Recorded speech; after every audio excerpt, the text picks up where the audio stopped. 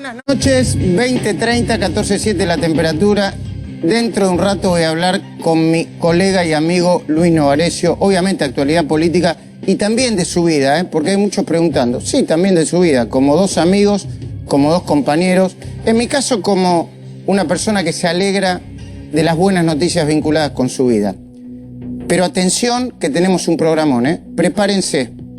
Vamos a mostrarles hoy acá el primer dato del operativo Venganza. Van a oír una nueva escucha sobre el operativo PUF. Van a ver dos informes impresionantes. Invitados de lujo, Miguel Buñaski, quien ya está acá, Silvina Martínez, ya está llegando Julio Bárbaro. Pero en este editorial yo te quiero hablar de una bomba. La bomba G. No la bomba H de hidrógeno, la bomba G que el futuro presidente, cualquiera sea, debe desarmar. Sea Macri o Alberto Fernández. El futuro presidente va a tener que desarmar una enorme bomba que ahora vamos a describir. Es la madre de todas las bombas, porque es la bomba de la vida, la de tu vida, la mía, la cultural, la que está disfrazada de ideológica. No es la bomba H, la de hidrógeno, es la bomba G, la bomba de la grieta. Y la bomba G contiene a todas las demás: la política, la economía, la social, la de la educación, la de la salud. Hoy, por ejemplo, sin ir más lejos, Horacio González, ex de la biblioteca, dijo, a mi entender, una barbaridad. Después te lo voy a mostrar. Pero la idea es que hay que reivindicar la violencia de los años 70. Y la otra idea, no alcanza con que Cristina sea vicepresidenta, Cristina tiene que ser algo más. Uy, Dios. Pero la bomba G, la de la grieta, implica la destrucción del otro. Y significa también el no reconocimiento del más mínimo error propio. Y por supuesto, la negación de los hechos. En los juicios por corrupción es donde más se nota. Y yo no voy a dejar de decirlo. Gane quien gane, por más que ganen por el 100% de los votos, cualquiera. Por ejemplo, para ir a los últimos días, después de menos de un año y medio, el juez Bonadío acaba de elevar a juicio oral la megacausa de corrupción más compleja y con más pruebas de la historia reciente. La de los cuadernos de la corrupción. Sí, también voy a hablar de la economía. Sí, también voy a hablar de la herencia de Macri, claro que sí. Pero escuchá los datos de la causa de los cuadernos de la corrupción. Procesó y acusó Bonadío a 172 personas. 172.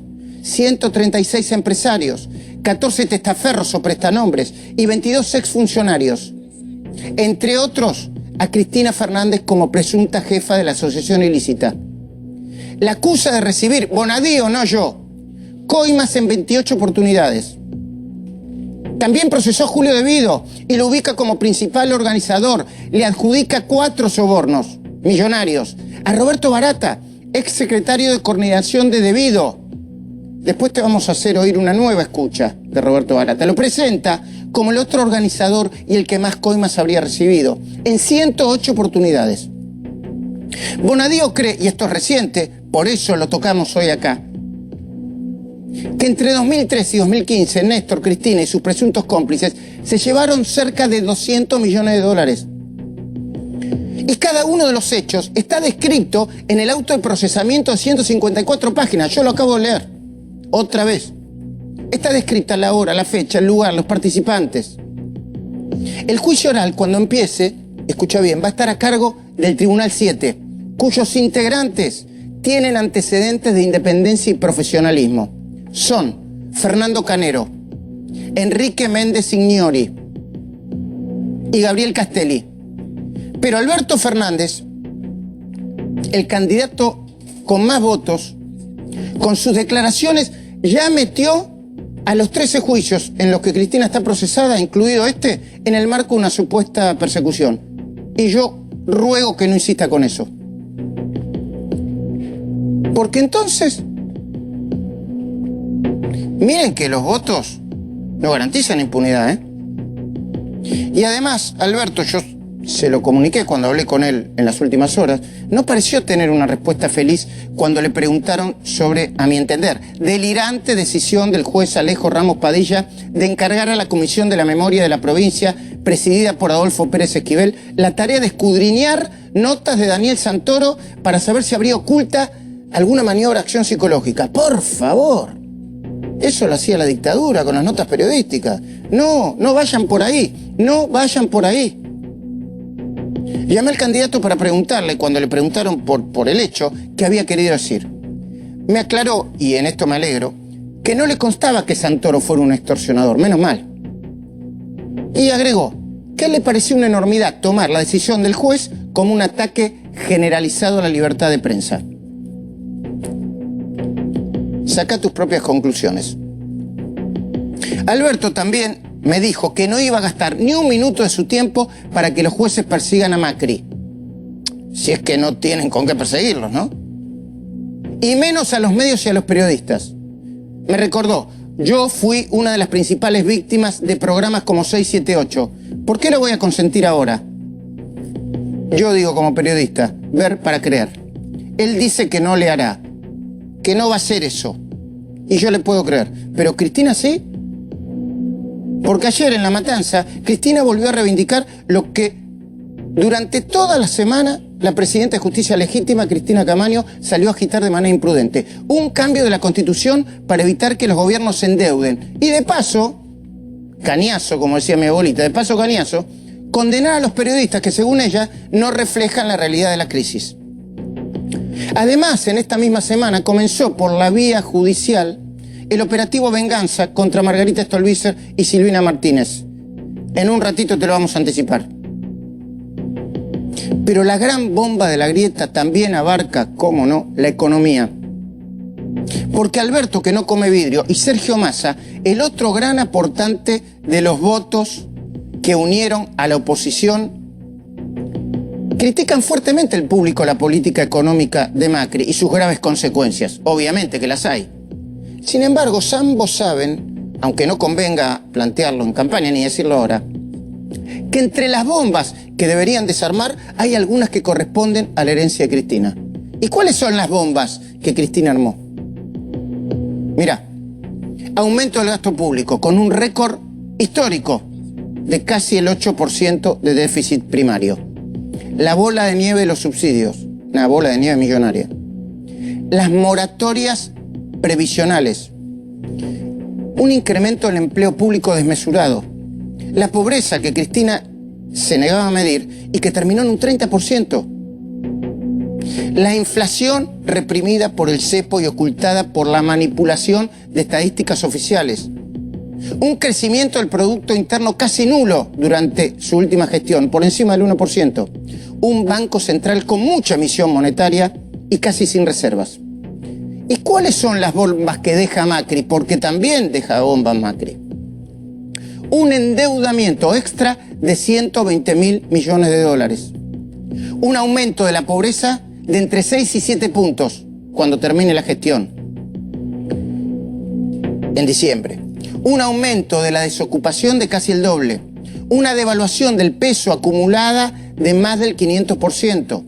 Una caída del Producto Bruto Interno del 4%. Pero además, y escuchá bien, porque ya debe estar mirando Roberto Kachanowski, que lo tenemos en un móvil, fue uno de los personajes de la semana, Roberto Kachanowski, con la comparación que hizo en el sentido de que un diputado o senador español ganaba varios meses menos que un diputado o senador argentino.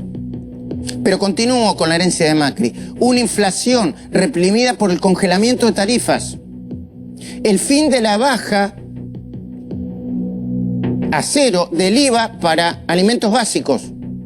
Eso va a recibir el próximo presidente. La eventual liberación del precio de los combustibles. El precio del dólar, que andás a ver por dónde andará. Alberto Fernández, me consta, está más que preocupado. Está un poco asustado. Perdón, no lo digo en el sentido catastrófico, lo digo en el sentido de la responsabilidad si es que gana.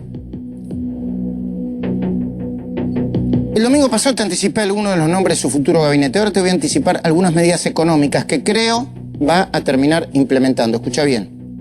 una reforma previsional, pero planteando como obligatorio el aumento de la edad jubilatoria. Una nueva propuesta de acuerdo con el fondo. No es que va a romper con el fondo, le va a hacer una nueva propuesta. A la uruguaya, dicen, que alargue los plazos de pago, que no aumente demasiado los intereses y que esté en sintonía con la propuesta que le va a plantear a los acreedores privados. Un aumento moderado de las retenciones. Yo creo que no va a tener otra alternativa. Un acuerdo de precios y salarios para ganar tiempo e ir recomponiendo el poder adquisitivo de a poco mientras vaya bajando la inflación. Por eso, si el Frente de Todos finalmente gana, si el milagro que busca Macri no se da, Alberto va a tener que enviar señales para desarmar la bomba G de la grieta en los primeros 100 días. Para eso va a tener que convencer a muchos cristinistas influyentes, empezando por la propia Cristina, y a muchos anti-K que no conciben otro mundo más allá del que tienen en su cabeza. Lo que no podrá hacer el próximo presidente, y si es Alberto tampoco, es ignorar o negar los hechos, porque la realidad a las mentiras o a las medias verdades, tarde o temprano, se las termina llevando puestas. Cuando volvamos, Kachanowski, Miguel Guñasqui, Silvina Martínez, Julio Bárbaro, y 2 informes impresionantes. Y después hablamos con Luis Novarecio, ¿eh? Sí, de todo vamos a hablar con Luis Novarecio. Dame un par de minutos, enseguida vuelvo.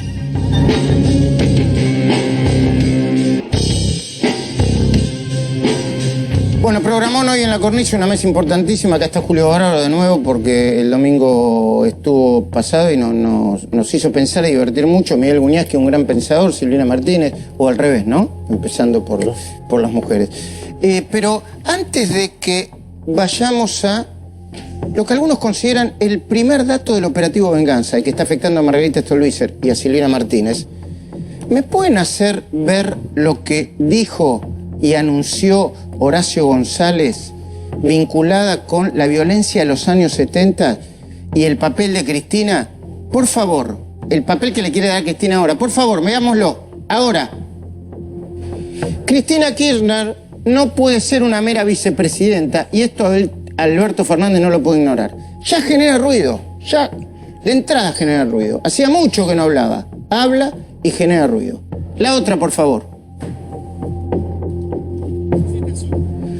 Y la de la violencia de los años 70, bueno, decímela por el oído. Planteó la reivindicación de la violencia de los años 70. Julio, buenas noches. Lo primero que tenés para decir.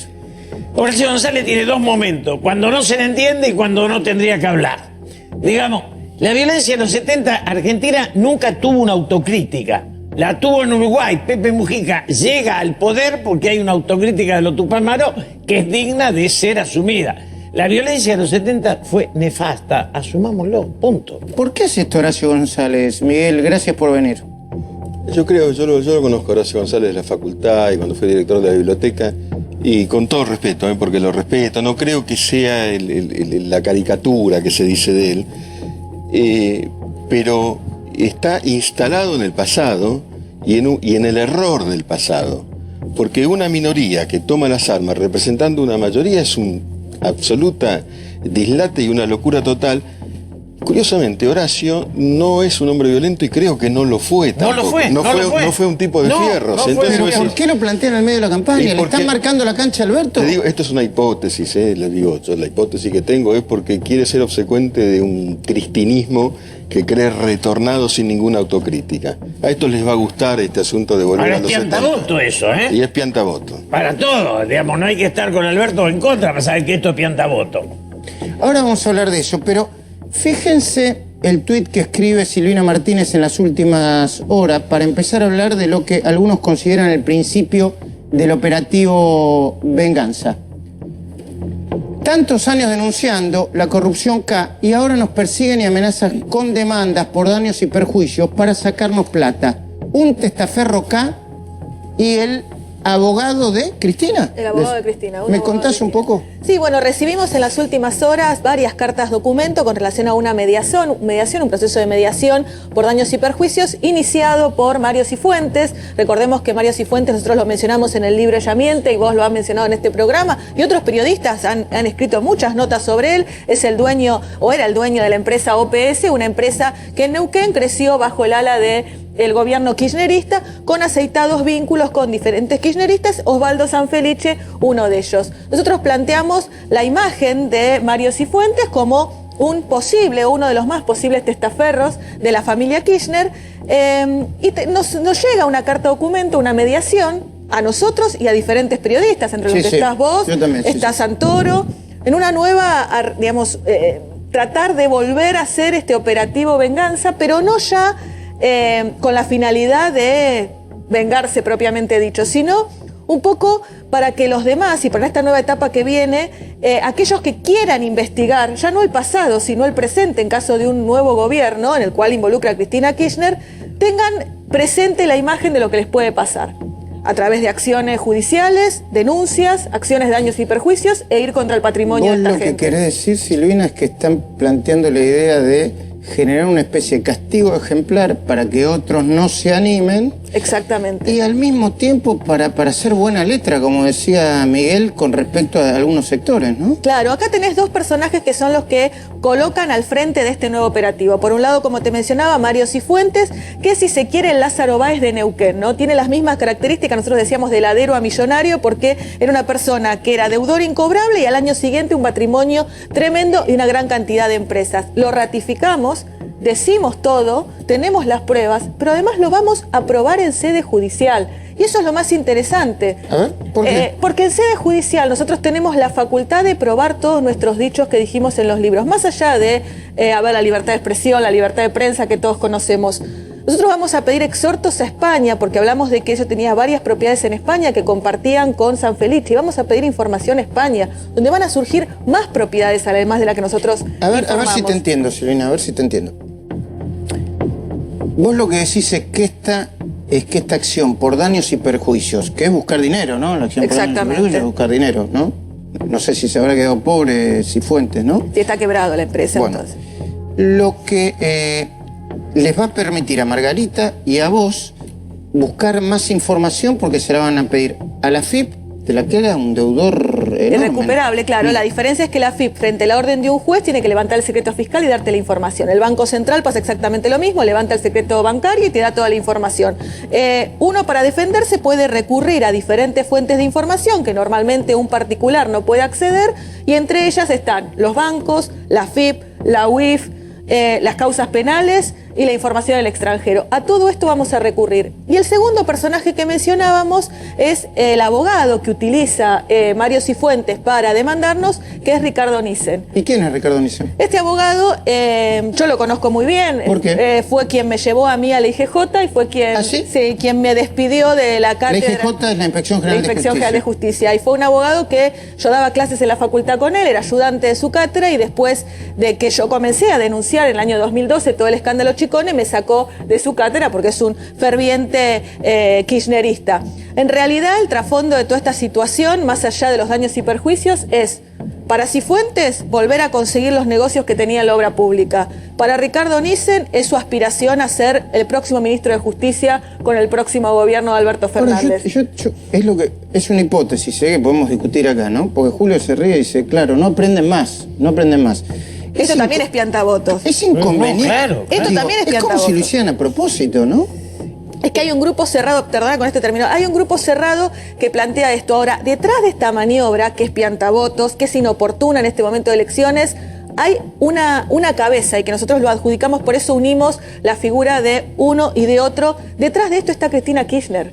O sea, el abogado que inicia esta acción es el apoderado de Cristina, es el apoderado de los hijos de Cristina en diferentes expedientes administrativos. La pregunta es, ¿lo sabrá Cristina en el medio de todo esto cuando ahora tiene que estar tranquila para ganar las elecciones? Ricardo Nissen dice ahí, titular de Cátedra de Sociedad Civil. Eso es un tuit de Cristina y Comerciales de la UBA sobre la última serie infame de Clarín. de Exacto. 2017. Comentario en la nota de Clarín, etcétera, etcétera, etcétera. Es el apoderado en OTESUR, en Los Sauces, es el apoderado en la IGJ y ante diferentes expedientes judiciales. Entonces, lo importante de esto es que esta persona, este abogado, este empresario, no se manejan solos, se manejan detrás de una orden, y esa Cristina a la cual yo le hablo en este momento y le digo, nosotros no vamos a parar de denunciar la corrupción de ningún gobierno. Y si Cristina Kirchner llega a ser vicepresidenta, vamos a seguir denunciando por más acciones judiciales, por más intentos de amedrentamiento, amenazas y persecuciones. Vamos a seguir denunciando los hechos de corrupción. Y yo te dije que la bomba G, que es la bomba grieta, tiene también un capítulo que es la economía. Estoy viendo ahí, lo vi por previa, a Roberto Kachanowski, que la semana pasada fue uno de los personajes de la semana, porque planteó la idea, hizo un comparativo entre lo que gana un diputado español, y un senador español, y un diputado y un senador argentino, y dijo que ganaban más. Después salió Reverso a decir otra cosa, enseguida vamos a estar hablando con él, y vamos a estar hablando también de la herencia económica, porque el próximo presidente va a recibir una herencia económica importante. Pero a propósito de cuestiones de último momento, después de elevar a juicio oral los cuadernos de la corrupción, el juez Claudio Bonadío se va a abocar a otra causa muy caliente, la causa denominada Operativo Puff. Buenas noches, Hugo Machiavelli, ¿cómo estás? Buenas noches, Luis, exactamente. El juez Bonadío va a tomar algunas decisiones que pueden incluir solicitudes de declaración indagatoria en este operativo. ¿Qué es el operativo Puff? Las maniobras que fueron denunciadas por Elisa Carrió, que buscarían afectar a los investigados en las causas de corrupción y también, por supuesto, al fiscal Stornelli, afectarlos, digamos, hacer a partir de esa denuncia de Chévez en Dolores una investigación y buscar la libertad de algunos de los procesados en causa de corrupción. Pero fíjate lo que podemos contar hoy. El 9 de febrero, hay que seguir los pasos de esta fecha, 9 días después de la denuncia de Chévez, recordemos, el hombre que denunció a D'Alessio y dio inicio a la causa en Dolores, Barata habla en la cárcel con un interlocutor de nombre Juan Pablo y dice: los días pasan y el efecto se pierde. Si yo salgo, me inmolo. Y ahí cagaron todos. ¿A qué se refiere? Pará. Yo no lo había escuchado eso, Esto es una especie de amenaza a los propios. Claro, ahora debe estar más tranquilo, o supongo que debe estar más contento por el resultado de las elecciones. Pero Barata estaba amenazando a sus propios compañeros con hablar si es que no hacían una acción conjunta. Acción conjunta que en el juzgado de Dolores me parece que la están haciendo, ¿no? Exacto. Recordemos que, bueno, a ver, son diferentes los querellantes que se presentan, que son muchos de los involucrados, Chévez, y los mismos que estábamos mencionando antes. Mario Cifuentes también está presentado con los mismos abogados que estamos mencionando. Está todo relacionado. Ahí está, bueno, los días pasan y el efecto se pierde. Si yo no salgo, me inmolo y ahí cagaron todos. Si yo salgo, gracias. Claro. Justo me estaba tapando tu cabeza, Julio, por ahí. Es que Luis, vos fíjate esto, los arrepentidos, los 31 de las causas cuadernos son fundamentales para romper lo que para muchos es la omertá, este código mafioso en donde hay un pacto de silencio. Lo que está diciendo Barata ahí, y que vamos a escuchar ahora, es que él está dispuesto a romper ese pacto, a ¿Y eso cuándo fue? dice. ¿Y eso cuándo fue? Esto fue el 9 de febrero, fíjate, 12 días después de la denuncia de Chévez, que fue el 28 de enero, en Dolores, contra D'Alessio, recordemos, 12 por extorsión. de este año. Exactamente, este año. Recordemos que a principios de este año comienza esa causa y él remarca días después, una vez que, ahora vamos a ver, cuando se publica esta nota, porque tiene dos momentos, la denuncia en Dolores y la publicación de la nota a través de los medios. Fíjate vos, la nota se publicó el viernes 8 de febrero en el blog de Berbisky, que se llama Cohete a la Luna. Ahí se dio a conocer públicamente la causa D'Alessio. Perdón, Barata, hablando de Berbisky, a mi entender, es otro que alimenta la grieta. No, es la botonería. Nunca sabe. Yo, desde que lo conozco, toca pito. Nunca fue de... ¿Cómo la botonería? ¿Cómo? Berbisky siempre fue un ¿Quién te servicio. La gran discusión hace 30 años era para quién trabajaba. Nunca creímos que Berbisky fuera un revolucionario. Nunca. A ver, Berbisky es un revolucionario que nunca fue preso y nunca fue al exilio. Digamos, está clarito lo que es el personaje. Siempre jugó para espacio raro. Y el tema de fondo me parece ¿Raro, acá, raro en qué sentido, que Julio? nunca lo entendía. El libro de Levinas sobre Berbisky es un libro clarito. Berbisky caminaba en plena dictadura alegremente por la calle. Yo estaba exiliado y me secuestraron. Él de izquierda y yo de derecha. No seamos más payasos. Son tipos que tienen ocupan un lugar dudoso, siempre. Pero quería decir el tema de fondo. Al tema de fondo me parece que o lo dejamos que Alberto sea una cosa más amplia que el kirchnerismo. Yo creo que lo es, naturalmente. Por eso lo apoyo, y si él es el kirchnerismo, yo no apoyo el kirchnerismo. Digo, me parece que Macri y las dos lugares de la grieta se tienen que ampliar. Los dos se tienen que abrir. Si no, nos matamos entre nosotros sin pata ni cabeza. Es más, a ver, yo ahora vamos a hablar de economía con Kachanowski también, pero para mí todo el mundo, por lo menos la gente grande como nosotros, tienen claro que el próximo gobierno, sea Alberto, sea quien sea, tiene que gobernar con los demás partidos porque va a tener que sacar leyes que no van a ser muy simpáticas para nadie. Y para eso necesita un apoyo extra a los votos que pueda tener en las elecciones. ¿Coincidís, Miguel? Sí, definitivamente. Ahora yo digo, Alberto Fernández no excluye al kirchnerismo, lo incluye. Es algo más, según Pero, él repetime, mismo. ¿cómo? Claro, no es que lo excluye, no es un tipo que está fuera del kirchnerismo. El kirchnerismo, Alberto, Cristina Kirchner es el kirchnerismo y es la candidata a vicepresidenta. Y en algún sentido, lo Horacio González, en este otro tópico de sus afirmaciones, no es tan disparatado, porque obviamente Cristina no es una vicepresidenta o un vicepresidente más. Tiene poder electoral. Entonces, si vos incluís a Cristina y al kirchnerismo, ¿a qué kirchnerismo incluís? ¿A qué Cristina? ¿Cambió o no cambió Cristina? Porque si es la misma, no cede. Y luego, la corrupción. Ojo que la corrupción sin sanción Es un problema. y petrifica la injusticia social Es como modelo. es como una bola de nieve que va a explotar en algún momento. O sea, eso lo tenés que resolver. sea Además, que- el elemento que une a la dirigencia política argentina. Digamos, si hay algo que caracteriza a la dirigencia, es que es el único camino al enriquecimiento. Después la ideología es un detalle. Pero tenemos un material que es importante, Hugo. ¿De qué se trata? Claro, porque fíjate vos que Barat en esta escucha a continuación pide una acción política de todos los que forman parte de este pacto de silencio, incluso pide el apartamiento de Stornelli. Si te parece, lo escuchamos. Dale. Tienen que hacer una acción conjunta, política, no sé. No sé, sí, hay que... O lo hago yo, me inmolo yo. Ahora, si me inmolo yo, que se agarren todos, ¿eh? No, pero... Que se agarren todos. Nadie está diciendo que no, Roberto. Es la primera vez que se ponen, digamos... Pero lo tienen que pensar ustedes, Juanpa. No puede ser que yo se los diga. Yo te digo lo que yo estoy pensando. Bueno, ¿entendés? agarrarlos a todos, o que empezamos una cadena, pero de la que todos participen. El lunes, júntense en urgente, definan, hay que hacer esto, y tienen que hacer algo. No juntarse a ver, bueno, a ver quién la tiene más larga, quién tiene más prestigio. No pasa. El punto es que, primero, ¿qué es lo que podemos hacer? Y segundo, Primero lo que tienen que hacer ¿qué es es lo que podemos hacer? Y conseguir algún hecho concreto. Pero a ver, ¿viste? después Porque- ves si lo conseguís o no. Pero lo primero que tiene que hacer es poner el grito en el cielo, que un juez, que un fiscal, digo, corrupto esté manejando la causa. Me parece que no es poco. Bueno, hablamos mañana, dale. Está bien, pero... Yo ya estoy en contacto con la gente. Déjame hablando un poco, a ver qué hacemos. Si ¿Ok? los días pasan, a eso es lo que voy. Y el efecto se pierde. Y yo si salgo me inmolo. Y ahí cagaron todos. Todos cagaron. Y no hablo ni de Cristina ni de Debido. Todos cagaron. Qué fuerte es eso, ¿eh? Los días pasan y el efecto se pierde. Ahora, Fíjate vos perdón, que- estamos hablando, según el juez Bonadío, del mayor valijero de la causa de los cuadernos. Claro, más de 100 hechos de corrupción en la causa en donde se investigan determinadas acciones, incluso de pago. Esto y es de- lo que yo no entiendo en la Argentina. Y todavía amenaza de la cárcel. Y amenaza a todos sus compañeros.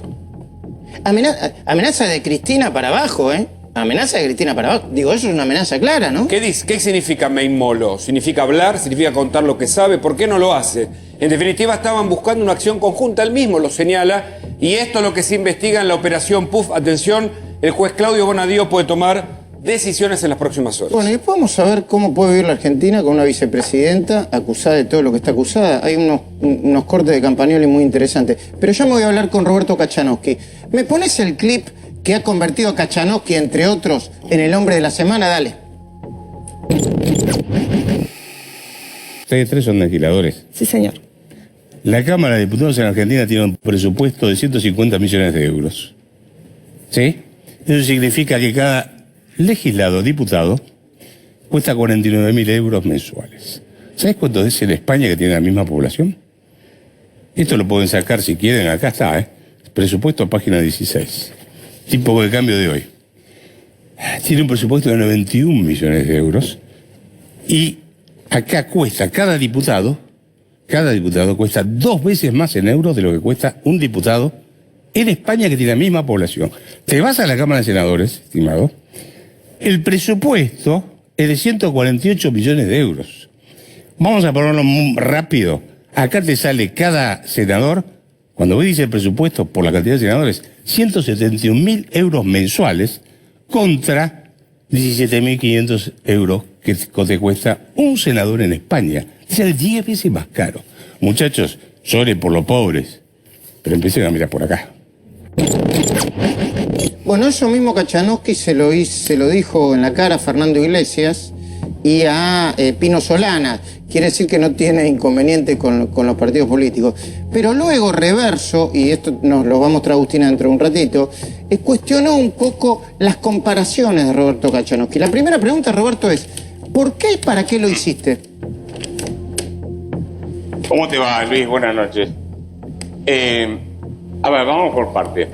Ellos estaban hablando antes de los pobres. Habían votado la ley de emergencia alimentaria. ¿Sabes qué? Lloran por los pobres, pero cuando ves el despilfarro de plata que hay en el Congreso de la Nación, sí, muchachos, déjense de jorobar, miren un poco también lo que ustedes gastan. Vos sabés que recorro los canales de televisión todo el tiempo, etcétera. Cada vez que, y lo hablamos, creo con vos el otro día en radio, vos ves que llegan con una legión, con una nube de asistentes, el tipo que le tiene el celular, el que le saca la foto, el que le tiene la carpeta, el que le dice que fantástico que tuviste, el chofer, y cada uno más, yo voy solo con mi alma. Entonces, el argumento no era solo mostrar los datos, sino decirles, déjense de usar a los pobres en política, ustedes están revoleando plata descaradamente. Déjame que aclare algo de cómo se llaman. Reverso, es algo así, ¿no es cierto? Reverso, sí. Reverso es una versión de chequeado.com. Bueno, a ver, que aprendan matemáticas. ¿Querés que mostremos lo que hizo Reverso? Así lo entendemos mejor. Dale, por favor. No tengo problema. Agustina Girón, buenas noches. Contanos un poco, dale.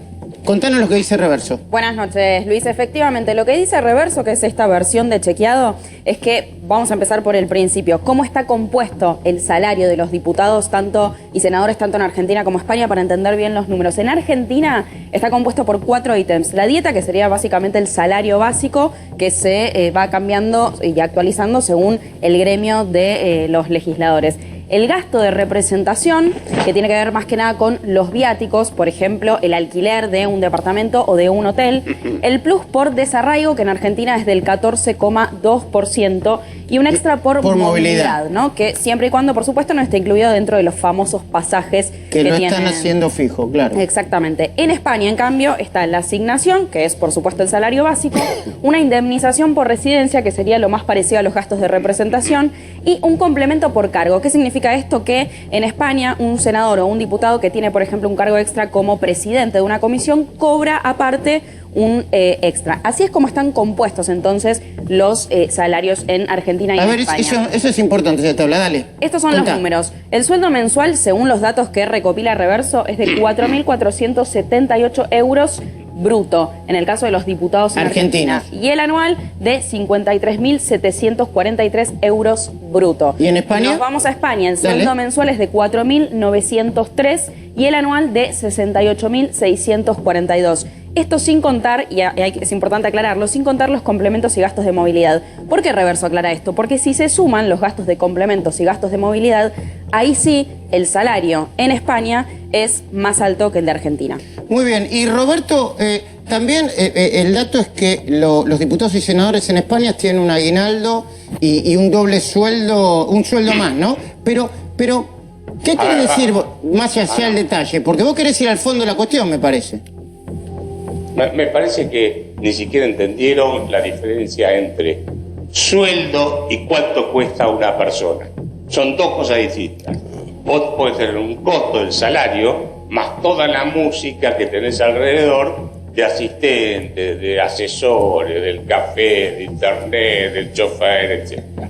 Yo lo que hice fue tomar el presupuesto el Congreso de la Nación. Entonces está dividido. O sea, dividido la cantidad de... ¿Y es correcto? En la página 16. ¿Y es correcto ese procedimiento? ¿Cómo? ¿Es correcto ese procedimiento, Roberto? Absolutamente, es como se imputa el costo. Cualquiera que sepa de costos sabe que se imputa de esa manera. Vos tenés costos directos, que es el sueldo, y los costos indirectos, que pueden inclusive ser fijos o variables, depende de cómo sea. Entonces, vos, por ejemplo, tenés una oficina. ¿Qué computás como gasto tuyo? ¿Tu salario nada más? ¿O el de tu secretaria, el alquiler, el teléfono y demás no lo computás? No, claro, todo. Y bueno, entonces tenés que computar todo. Ahora, yo lo que estoy haciendo es computar todo. Roberto, y si vos necesitas legislar, ¿cuánto es tu sueldo más todo el aparato alrededor tuyo que necesitas para poder legislar? Entiendo. Y déjame aclarar una cosa más, por favor. ¿Cómo no, Roberto? Acá no está incluida ni la biblioteca ni la imprenta. Es la plata específicamente asignada al Senado y a diputados. ¿Por qué la biblioteca y la planta cuánto es? Un montón más. No, a ver, la biblioteca, me tengo que fijar acá, a ver, No hay problema, No, pará, te lo digo. La biblioteca tiene 1.501 empleados y un presupuesto de 1.900 millones de pesos anuales. La imprenta tiene 500 empleados y 523 millones de presupuesto anual. Pero yo eso no lo considero los 9.157 millones de pesos que gastan la Cámara de Senadores, dividido la cantidad de senadores, y los 9.354 millones de pesos, dividido los 257 diputados. Ahora vos lo planteás... Ese es es más, el martes vas a ver una nota donde voy a ampliar los datos para que la gente sepa. Vamos a ver qué van a contestar los de Reverso, no sé cómo se llama. La plata que están revoleando es impresionante. Vos decís que la plata de la... Vos planteás, porque oí por ahí que fuiste al recital de Caetano Veloso, al show de Caetano Veloso, y medio que te... se ríe. Medio que te insultaron o te abuchearon. No. Pero vos te gritaban... No te gritaban gorila antipolítica, ¿no te gritaban? No. No, yo fui a ver el recital, pagué una entrada para toda mi familia que le gustaba, bueno, los tres fuimos, y en un momento en el bis, uno de los hijos de Caetano sale de vuelta ese escenario y grita Lula libre, y ahí empezaron a cantar Lula libre, no sé qué. Y después ya a la salida empezaron a cantar en contra de Macri. Y canten en contra de Macri, a favor, no me interesa, no es el lugar para hacer eso. Aprendamos una cosa, yo pagué la entrada para escuchar música, no para ir a un acto político, ¿sí? Pero a mí no me dijeron nada. A mí lo que yo dije es el chiste, devuélvame la plata, pues yo fui a ver un acto musical, no un acto político. Ahora, vayamos a las cosas de fondo, porque estamos hablando de la herencia. De las bombas que va a recibir el próximo presidente. ¿Vos crees que entre las bombas que va a recibir el próximo presidente hay algo vinculado con esto, que es el gasto público, que es hijo del déficit, o las bombas son mucho más complejas? Por ejemplo, Sergio Massa dice que la gran bomba que va a recibir este gobierno es la deuda en general, la externa, la pública, pero la deuda. Otros dicen la pobreza, otros dicen, bueno, las cuestiones coyunturales como el del congelamiento de las naftas. ¿Cuál es la bomba o la herencia que va a recibir el próximo gobierno? El gasto público. Porque en realidad todos esos problemas, la inflación, el problema de la deuda, etcétera, es consecuencia de que el Estado gasta más de lo que le ingresa. A ver, vos tenés un gasto que es superior a los ingresos tributarios que tenés, a pesar de que estás matando a la gente con impuestos, ¿correcto? Muy bien. Eso, la diferencia entre lo que ingresa y lo que sale, entre lo que ingresa y lo que se gasta, se llama déficit fiscal. ¿Cómo lo financiás? Podés emitir moneda y generar inflación. Podés tomar deuda en el mercado interno, como están haciendo ahora, y entonces colocás la tasa del 85%, o colocás deuda en el sector externo. Yo lo que le preguntaría tanto al oficialismo como a la oposición es, a ver, la oposición se queja de la deuda. Muy bien, si no están de acuerdo con la deuda, ¿están dispuestos a bajar el gasto público o quieren aumentar los impuestos? Esta es una buena pregunta porque hoy Pablo Güende escribió en Infobae la posibilidad, una hipótesis de un aumento extraordinario al patrimonio si es que asume Alberto Fernández, y lo planteó como una hipótesis cierta. A ver si podemos ver la nota que escribió Pablo Güende hoy, por lo menos el título, para que... Maldito blanqueo. ¿Se viene un superimpuesto al patrimonio en 2020? ¿Vos qué decís? Bueno, el candidato al Frente de Todos ya se mostró a favor de gravar severamente a los poderosos, alerta entre los miles que sinceraron su patrimonio hace 2 años. ¿Qué decís, Roberto? Y bueno, a ver, es probable que lo haga, pero eso va a explicar por qué Argentina tiene cada vez más pobres y más desocupados. Nadie se invierte en un país que es el segundo país en el mundo que más impuestos le cobran a las empresas. De acuerdo a un trabajo que acaba de publicar en el Banco Mundial, la primera es la isla de Comoros, que está enfrente de África, y la segunda es Argentina. Por cada 100 pesos que gana una empresa, le cobran 106 pesos de impuestos. Sí, y ni hablemos. Hay más de lo que ganó. Sí. Hay 163 impuestos distintos, es el país con más impuestos. Quédate unos segunditos más, Roberto. Nación, provincias y municipios, ojo, ¿no? Quédate unos segunditos más. ¿Qué pasa ahí? Te lo redondeo. Cuando vos pones tantos impuestos, las empresas se van a otro país a invertir. Claro. Por ejemplo, se van a Irlanda, que le cobran el 12,5% de impuesto a la ganancia. Este es otro problema de la economía. Irlanda exporta 400.000 millones de dólares y tiene un montón de puestos de trabajo y un ingreso per cápita de $68.000 por habitante por año, y nosotros, con Vaca Muerta, la Pampa Húmeda y toda la música, hacemos populismo y repartimos, y el ingreso per cápita es de $12.000 por habitante y 30% Entiendo, de Roberto, pobreza. entiendo. Gran problema va a tener Alberto Fernández, porque el gobierno que reciba no es parecido al que recibió Néstor, Julio. Con las hojas 60, con el trabajo sucio hecho por Dualde y por Remelenikov, y con un crecimiento previo 5 meses antes. Los argentinos debatimos el modelo de sociedad que queremos, que va más allá del impuesto que dice mi amigo Kachanowski. Es qué hay de industria, qué importamos, qué exportamos, y un solo modelo, no uno cada 4 años, que va para allá y después venís para acá. Sos nación cuando tenés un solo proyecto compartido. Si Alberto se anima, Macri no se animó a hacerlo. No sé si Alberto se va a animar. ¿Se anima a qué? A convocar a un proyecto único con, digamos, comunidad nacional. Está bien. ¿Se puede convocar un proyecto único cuando hay tanto ruido alrededor de la calle, en el medio de la debilidad estructural de los dos candidatos, por más que uno esté ganando y otro esté perdiendo? Donde los dueños de la calle empiezan a plantear un escenario de violencia para poner, primero para marcar al territorio a algunos, segundo para buscar poder desde el otro lado. Y esto empieza enfrente del Ministerio de Desarrollo Social y también en las canchas de fútbol. De hecho, Hugo Machiavelli tiene una información de último momento que está vinculada con la detención de barras bravas de River, ¿no? Sí, 10 barras bravas con armas y con armas de la Policía Federal Argentina. Vamos a ver algunas de las imágenes de un operativo de investigación deja las imágenes porque yo quería recordar los episodios de violencia de las últimas horas en la Argentina, no del año pasado. Mirá.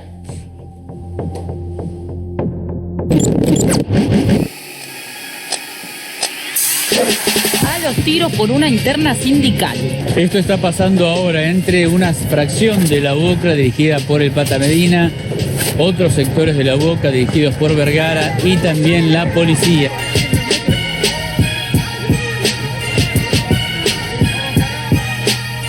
El ingreso al estadio Lanús fue un caos para los hinchas de River, más de 50 detenidos. Ahora, iban armados como para una guerra. Iban armados para una guerra. Tremendo.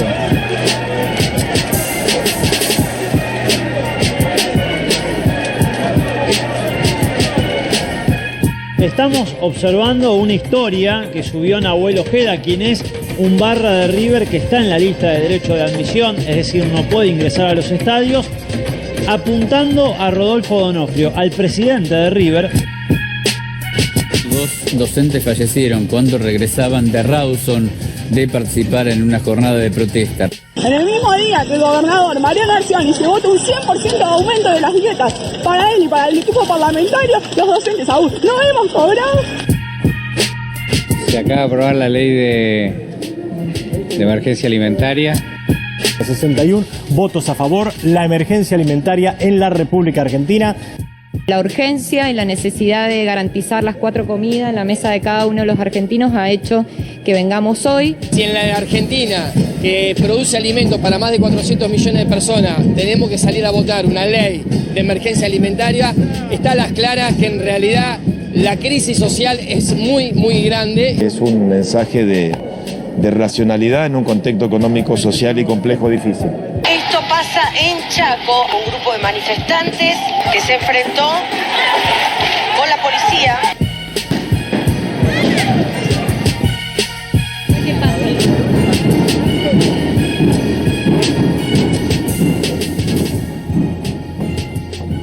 Cuando volvamos discutimos esto con Silvina, con Miguel Guñaski, con Julio, porque hay más información sobre este último momento. Y además vamos a hablar con Luis Novarecio, obviamente sobre actualidad política y también sobre su vida. O sea, no nos vamos a meter en la intimidad, pero vamos a hablar sobre su vida, que está pasando un lindo momento.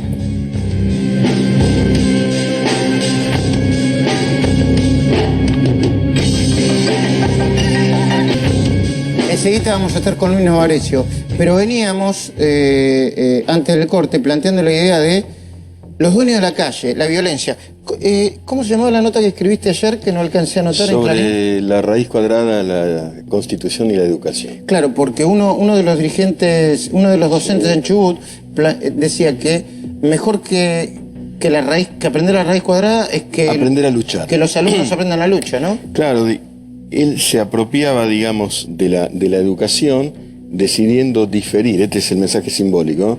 Diferir la enseñanza de las matemáticas para implantar una lucha sin saber. Ahí viene Gutmann, que así se llama, sin matemática. Y vos sabés que la raíz cuadrada, dicho sea de paso, es la base es la base de todo. Es la base de todo. Es muy simbólico. Más allá de eso, lo que uno aprende con la raíz cuadrada es ver un lado y el otro de las cosas, sí. Multiplicar o a dividir, sí. Digamos, ¿no? No lo digo desde las matemáticas. Filosófico. Claro. Pero es un mensaje interesante y terrible, porque es elegir la ignorancia. Apostar a la ignorancia. Apostar a la ignorancia, porque la militancia, esa cosa idealizada, ¿no? Que puesto como en un contexto romántico, en general está muy entramada con el dinero, con la guita. ¿Los tipos de la corrupción, de la UOCRA, están militando o están luchando por guita? Por el botín. Están luchando por la caja. Los Barra, qué sé yo, ¿son de River? ¿Están militando por la banda o están luchando por guita? No, bueno, y además volvemos a lo que planteamos en el programa. Las bombas que le dejan a los futuros, le están marcando, le pegan a Macri y le están marcando la cancha al Alberto. Hace 30 años escribí en página 12, cuando era otra cosa, se terminó la militancia, el fin de la militancia. Porque la militancia era el sueño de un mundo mejor. Cuando ya no hay sueño, no hay militante, hay rentado. ¿Y hay un lugar de los caranchos de reivindicación del hambre para quedarse con la calle e imponer y marcarle la cancha a Alberto o al presidente Macri o a quien sea, Julio? No, creo que el tema central es la unidad nacional. Es saltar la grieta, de un lado y del otro, para que si salte necesitamos las dos partes. Y después se conduce todo. Si la grieta existe, el conflicto crece. Pero volvamos al tema de la corrupción. Ayer, en el programa de Carlos González Prieto, después recuérdame cómo se llama el programa en A24, Campagnoli respondió una pregunta clave, es ¿cómo va a ser un país para juzgar a alguien que eventualmente se convierta en vicepresidente? El programa se llama Algo que contar y Campagnoli respondía así. Que un vicepresidente de la nación, en ejercicio, sea llevado a un juicio y sea sentenciado, ya sea absuelto o condenado. Bien. ¿Sí? Eso parecería imposible en una república desde su punto de vista. Desde mi punto de vista, no. No hay nadie que está, por lo menos en teoría, por sobre la ley. Los procesos pueden avanzar y Y los fueros le protegen a uno solamente del arresto. En algo que contarte. Muy bien planteado lo de Campanoli. ¿Cómo se hace para... Yo no digo meter la presa, ¿eh? Hay que discutir las prisiones preventivas y yo en eso también creo que tenemos que ser abiertos. No tenemos que levantar... Yo no quiero meter preso a nadie con el dedo de periodista. Discutamos las prisiones preventivas, pero ¿cómo hacemos para condenar o juzgar, ya sea que sea absuelta o no, a una vicepresidenta en ejercicio con el nivel de poder que va a tener, Silvina? No, bueno, claramente, no solamente es difícil condenar o juzgar, sino también investigar. Vos pensás que en los juicios orales, que es en la mayoría de las instancias que se encuentran las causas contra Cristina, es importante la prueba que sigan aportando los organismos oficiales. Entonces, ¿cómo va a ser organismos oficiales que dependan del Poder Ejecutivo para aportar documentación o prueba de una vicepresidenta? Y a su vez los propios querellantes, que va a ser la Oficina Anticorrupción, la UIF, organismos que van a depender del Poder Ejecutivo para estar impulsando una causa donde tenés una vicepresidenta de la Nación. Y después tenés el propio Poder Judicial, ¿no? Que lo que implica estar juzgando institucionalmente tu visión en el mundo a una vicepresidenta. Pero acá vamos a otra cuestión, es, a ver, ¿por qué las causas demoran tanto? Y en realidad no la prisión preventiva como la solución a estas causas de corrupción, sino en realidad lo que tiene que ser con la sanción efectiva, que es la inhabilitación para ejercer cargos públicos si alguien efectivamente se comprueba que ejerció hechos de corrupción, y recuperar el dinero de la corrupción, que es lo que buscamos todos. Con esos dos ejes no es necesario la prisión preventiva, ni un mecanismo de presión, ni como mecanismo para, digamos, ser víctima político, de ninguna de las dos esferas. Bueno, y nosotros como periodistas tenemos el deber de mostrar lo que no se quiere mostrar, de investigar lo que haya que investigar. En cualquier parte de la República Argentina, hace muchos años que la cornisa recibe denuncias de vecinos y nosotros vamos a buscar, las chequeamos y las presentamos. El basural a cielo abierto que vimos en el Partido de la Costa, yo sinceramente pocas veces lo vi en mi vida. Y mirá que he visto muchas cosas, ¿eh? Javier Mozo, buenas noches. ¿Cómo estás, Luis? Buenas noches. No solo el basural a cielo abierto, sino innumerables fallas de infraestructura, porque el Partido de la Costa es uno de los distritos que más turistas recibe durante el año. Entre 3 y 4 millones de personas desde diciembre a marzo la visitan y presenta serias fallas de infraestructura. El agua contaminada, ni que hablar de las napas, y graves problemas con los basurales a cielo abierto. Mírenlo, es impresionante, ¿eh? Es un basural a cielo abierto, las napas contaminadas, ¿y los funcionarios qué hacen? Ahí está el problema de alguna política, no de toda la política. ¿Qué es lo que hacen? Mirá.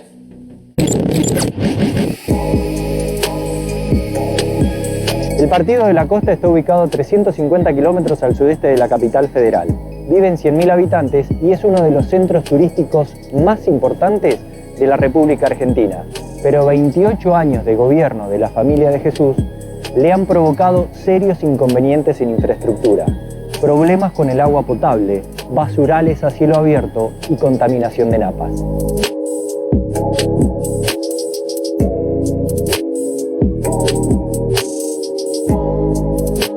Nylon, plásticos, cubiertas, bolsas de todo tipo, goma espuma, papeles de envoltorios de snacks. ¿Cuánto hace que está esto? Y hace 20 años. ¿20 años? Sí. O sea, mirá. 2 décadas que se tira acá, mirá, sí. Bueno, acá ya es irrespirable. Sí, sí, sí. El agua que corre a los costados sí. Es la que posiblemente baja a la napa y después la gente consume. Esto es de un particular. Esto es de un privado, sí, de un particular. Nosotros le pagamos para tirarle la basura a un privado. ¿Cómo es eso? Bueno, es lo que Juan Pablo de Jesús decidió. ¿Cuánto tiene de presupuesto el municipio? El municipio para este año va a manejar alrededor de 3.000 millones de pesos. 3.000 millones de pesos. Alrededor de eso. ¿Y cuánto de eso va a la recolección de residuos y reciclaje y demás? Y un 35% del presupuesto va justamente destinado... O sea, unos 900 millones de pesos. Sí, debería ser. Lo mínimo que tendríamos que hacer con este tema del basural a cielo abierto es un relleno sanitario, que es lo mínimo, que es lo más básico. Un relleno sanitario es hacer una gran cava y toda la basura, obviamente separando lo que tiene valor comercial y reciclable. No así, no una cava como esta. No así. ¿Cuánta basura por día entra acá? Alrededor de 300 toneladas en invierno y alrededor de 500, 600 toneladas en verano. Las montañas de basura que estás viendo, más la falta de cloacas, provocan la contaminación de las napas de donde un 60% de los habitantes del distrito extraen el agua. Esta es Adela, vecina de Santa Teresita, que como muchos sufre la falta de agua potable para su consumo. Tengo que estar comprando agua en el aguatero, pero no se puede tampoco estar todos los días comprando agua. Son 100 pesos un bidón chico de agua. Pero vos obviamente con esto no cocinás. No, no puedo. Obviamente con esto, si vos abrís la ducha, ¿te sale igual en la ducha En la ducha sale cuando, a veces sí me sale así, peor. Este es el famoso tanque comunitario. Este es el tanque comunitario. Del barrio. Las Quintas. Fíjate. Ese es el agua que nosotros se supone que tenemos que tener. Hoy jueves, martes y jueves. Martes y jueves. ¿Tienen que traer agua? Hoy es jueves. Sí, hoy es jueves, no trajo. De repente uno viene caminando por la avenida Costanera, aquí en la localidad de Santa Teresita, y se encuentra con esto, canillas que vendrían a ser comunitarias, y una señora cargando bidones con agua. ¿Esto todos los días, señora? ¿Cómo le va? Día de por medio, sí. Día por medio, usted viene acá a buscar, sí. A buscar agua para consumo. Para el consumo, sí. En verano, cuando hay mucha afluencia de turistas, ¿cómo se hace? Y formamos la cola para sacar agua. ¿Cuál es su sueño? ¿Cuál sería? Y tener agua, sí. Sin duda. Sin duda, no. Es lo esencial.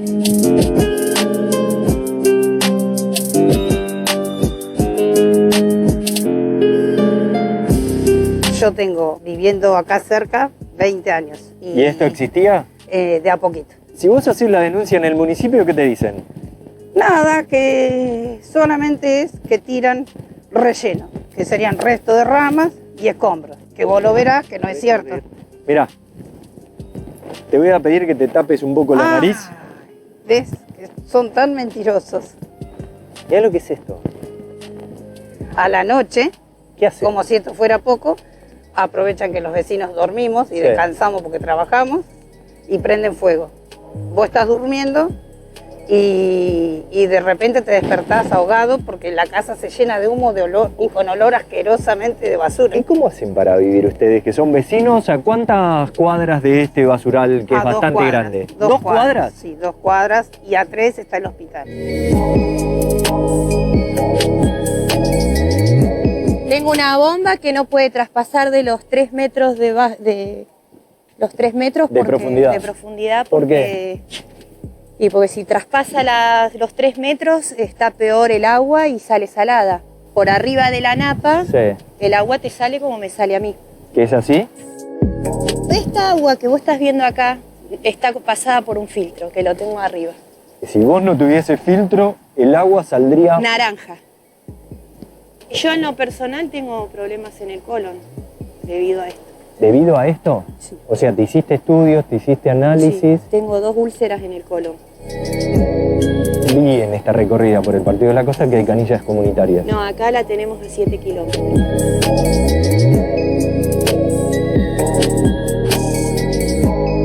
De ahí. Vamos a intentar. Yo me imaginé otra cosa, pero esto es... Es primitivo.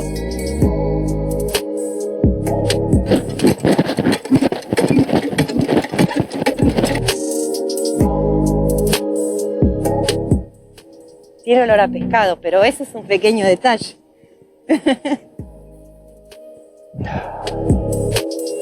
Vos elegís vivir en un lugar hermoso como es este y te encontrás que no tenés agua, que no tenés calle, que dentro de poco no tenés médano. Qué tristeza queda, ¿no? Tantos años gobernando, el intendente Jesús haciendo nada o muy poco, ¿no? Recién me decía Julio, ¿no? El problema no es la ideología, el problema es lo que se cubren con la ideología para eventualmente robar. Lo estoy viendo ahí a Luis Novarecio. Hola Luis, buenas noches, ¿cómo va? Hola Luigi, ¿cómo estamos? ¿Todo bien? Muy bien. ¿Me dejás que haga un minutito de Sí. corte que estamos debiendo? Me parece muy y bien. hablamos un poco de actualidad. Y Dale. si tenés ganas de tu vida, que te vi re contento y yo también me puse muy contento. Hablamos de actualidad, me encantó hablar de actualidad.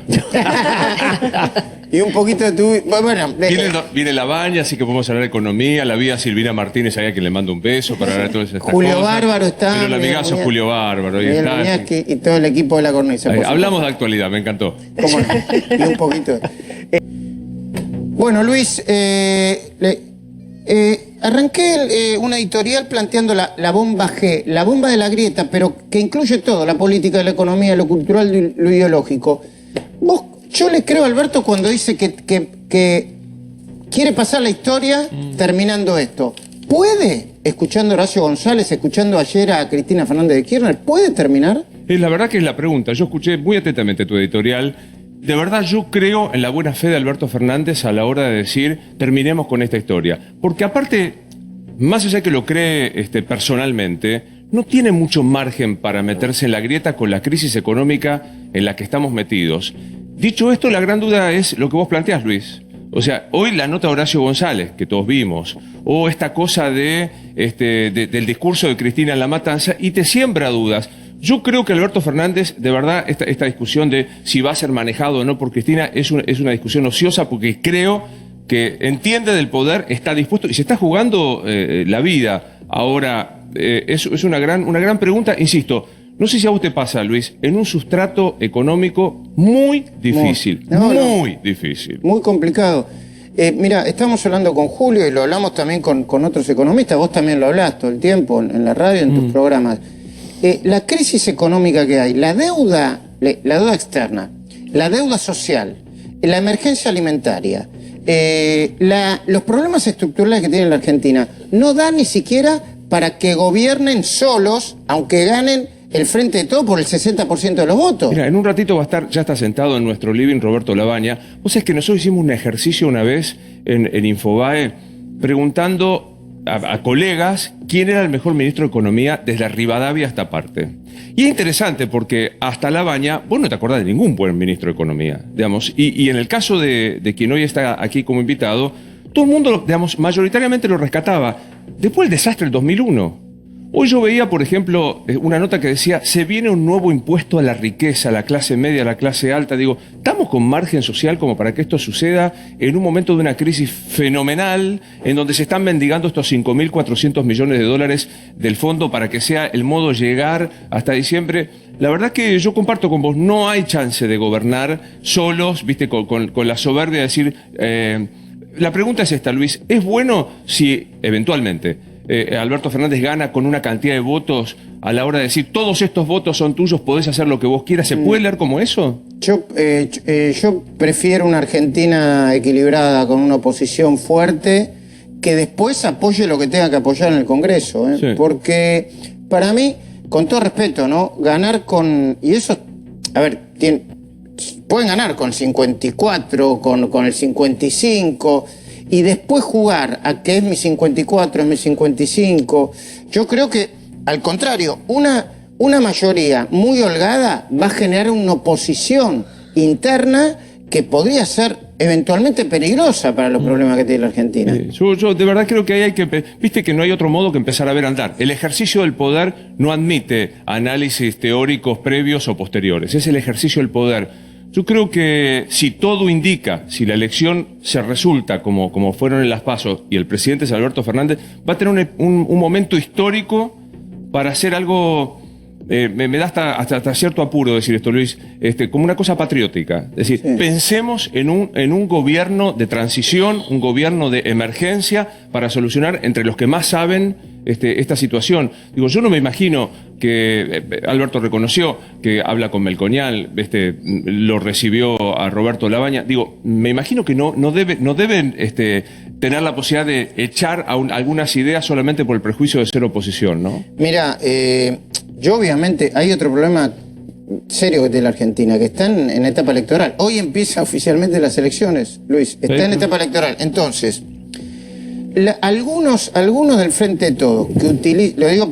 porque Roberto Lavagna está ahí y sabe que es así, que juegan al juego de vamos a contar con Roberto para quitarle posibilidad electoral, a mí eso no me gusta. Lo que sí digo es que después del 28, gane quien gane, seguramente van a tener que consultar a gente como Roberto Lavagna, a gente como Melconian, porque seguramente van a sugerir cosas interesantes que van a requerir la emergencia. Mirá, déjame que te diga algo porque es importante. Yo en algún momento lo hablé con Roberto. El gobierno que asuma no va a asumir como asumió el gobierno de Néstor Kirchner, con una economía ya creciendo anteriormente, incipientemente dirán algunos, y con un ministro de Economía que se fue planteando la idea de un fondo anticíclico y denunciando la cartelización de la obra pública, y la Argentina todavía, aún así, estaba más o menos bien porque aguantaba. La Argentina de hoy no aguanta, o sea, no aguanta una disidencia mínima en lo estructural, en las decisiones económicas más. Estoy de acuerdo. Y hay otro tema que vos planteaste hoy en el programa que a mí me parece vital, que es el tema de qué va a pasar desde el punto de vista de la justicia.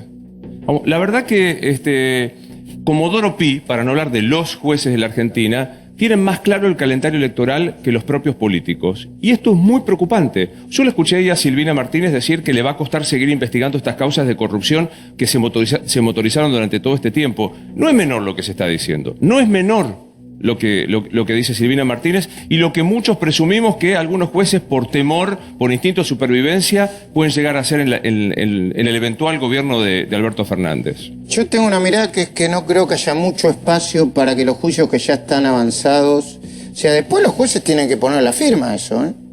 Sí, claro. A una eventual liberación o una eventual no prueba después. En los cuadernos de la corrupción es abrumadora la prueba que hay. Yo me leí todos los expedientes.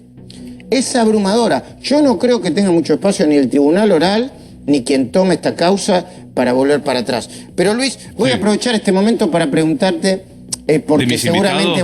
¿De mis invitados? No. Está Roberto Lavagna, Graciela Camaño. Porque vos sos muy pudoroso, pero voy a preguntarte en un segundo, porque seguramente en tu programa o no lo vas a querer tocar o no. Quiero que nos cuentes, en la medida que vos tengas ganas, ¿por qué decidiste compartir con todos nosotros, una relación linda, amorosa y bueno, que te da mucha felicidad? Bueno, efectivamente a mí no me gusta hablar de mi vida privada, no porque tenga algo que ocultar o porque no esté muy orgulloso como lo estoy de mi vida.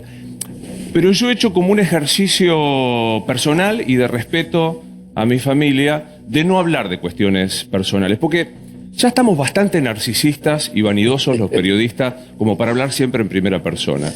Lo que pasó, que creo que es de público conocimiento, fue simplemente ampliar esto que yo he compartido con la gente que quiero y que por un motivo que ni viene al caso, formó parte de un... decir, está todo bien, aflojemos con las especulaciones. Entonces nada, me pareció que yo lo hice en las redes, no lo hice jamás en un medio de comunicación porque me parece que no estaría bien, a pesar de que quiero decir esto como primera cuestión. Quienes trabajan aquí en este grupo no se sorprendieron de nada de lo que yo dije, porque es para ellos, porque los aprecio y los respeto, una cosa que se sabía desde antes. Entonces digo, Daniel Vila, Agustín Vila, Noel Vila, Juan Cruz Ávila, como un amigo nuestro, un tipo fuera de serie, Liliana Parodi y todos mis compañeros, cuando yo publiqué en Instagram, que es una red privada personal que no involucra al canal ni nada de esto, alguna cuestión personal, lo único que hicieron fue decirme, qué bueno, che, ¿y el domingo qué tenés? Porque también darle demasiada entidad a esta cuestión o no... Es demasiado, sí. Yo quería preguntarte para sacarte para que, como te van a volver loco, ya te pregunté pelito para la vieja. Está muy bien. Primero, felicidades, y me alegro mucho de que seas feliz y estés feliz. Y segundo, cierro la cornisa para preguntarte si querés compartir conmigo, así me decís qué es lo que tenés ahora en Debo Decir. Dale. Un abrazo grande, Luis. Gracias, hacemos el cierre y ya está. Dale, felicitaciones. Gracias.